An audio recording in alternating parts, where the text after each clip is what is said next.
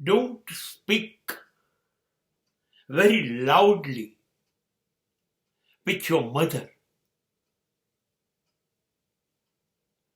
because existence or Paramatma will not tolerate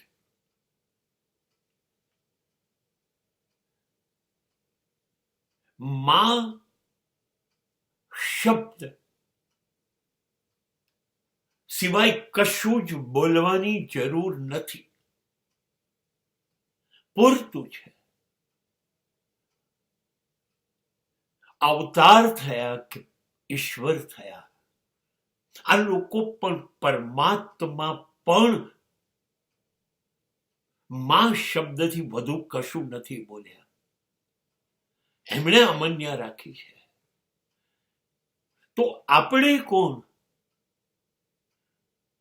આપણી શું ઓકાત કે આપણે ઊંચા અવાજમાં માની સાથે વાત કરી શકીએ? આપણે કોઈ પ્રશ્ન ન પૂછી શકીએ, આપણે કોઈ ખુલાસો એની પાસે ન માંગી શકીએ. આપણને કોઈ અધિકાર નથી, કેમ કે એણે પીડા ગજબની સહન કરી. એના શરીરનો ટુકડો છો તમે. કોણ આપે પોતાના શરીરનો ટુકડો? એ એણે આપ્યો. એણે પોતાના શરીરથી તમારું પોષણ કર્યું, તમને સાચવ્યા. એના ધાવણથી તમારું શરીર બન્યું. એને કોળીઓ ભરીને ખવડાયું તમને. એને હાથ પકડીને ચલાયા. એણે તમને પહેલો શબ્દ માં બોલતા શીખવાડ્યો.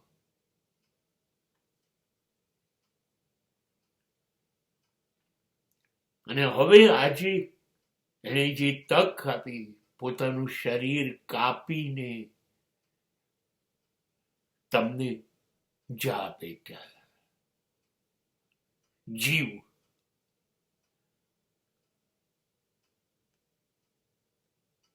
અને હવે તમે એમ કહો છો કે તમે બધું કશુંક મેળવી લીધું, અને હવે દુનિયાએ તમને કશુંક કહેવા માંડ્યું, તમે કશુંક છો, તમે ખાસ છો, તમે સ્પેશિયલ છો. તમારો અવાજ બદલાઈ ગયો,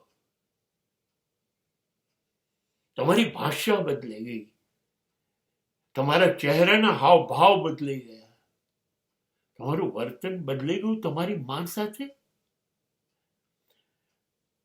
એ તમારી સર્જનહાર છે. She is a creator. And do you know who is the ultimate creator? Who create this world, this Brahmand, that is a Paramatma, is the ultimate creator. અને એને માનવ જાત બનાવવાની છે. કેટલું કામ કરે બિચારો, એટલે એને માં બનાવી અને કીધું મારું સર્જનનું કામ તું કર. પણ સ્ત્રી છે ને, એટલે સર્જનનું કામ તો એને કર્યું, પરમાત્માએ સોંપ્યું હતું એટલે. પણ એનાથી રહેવાયું નહીં. એ પરમાત્માથી ચડિયાતી છે. એને પોતાના શરીરના ભાગ ટુકડા કરીને તમારું સર્જન કર્યું. She is a terrific creator. અને બે સર્જનહાર એક જ જાત નાત ન થયા કે નહીં? પરમાત્મા અને માં. હવે તમે આ સર્જનહાર સામે અવાજ ઊંચો કરીને બોલશો તો પહેલો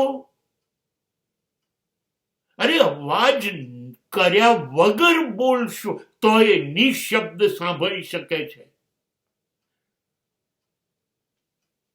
અને હિસાબ કરશે. પરમાત્મા દયાવાન છે, કરુણા સાગર છે, બધું છે. પણ એને પાક્કી યાદ છે, જો માં જોડે કશુંક થયું, સાચે સાચ ઊંચા અવાજે બોલવાની ક્યાં વાત કરો છો? અવાજ જ નહીં નીકળે.